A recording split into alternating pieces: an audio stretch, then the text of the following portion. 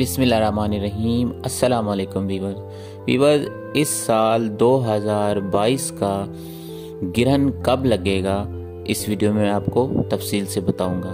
Weaver, इस साल 2022 का जो गिरहन है पाकिस्तान और बांग्लादेश और इंडिया के तमाम इलाकों में नज़र आएगा, लेकिन ये भी आप लोगों को बात बता दो, इसका जो असर है तमाम मुल्कों पर पड़ता है। ज़रूरी नहीं है कि एक मुल्क में नज़र आए और दूसरे में नहीं नज़र आए, तो इसका असरात बाकी मुल्कों पर भी पड़ता है और ये बात आप लोगों के लिए जानना बहुत ज़रूरी है।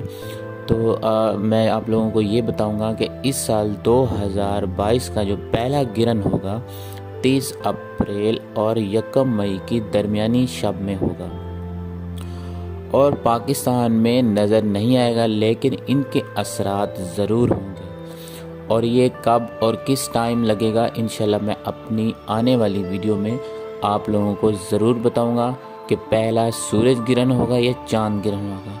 तो व्यूअर्स, मिलते हैं नेक्स्ट वीडियो के साथ। दुआ में याद रखिएगा। अल्लाह हाफ़िज़।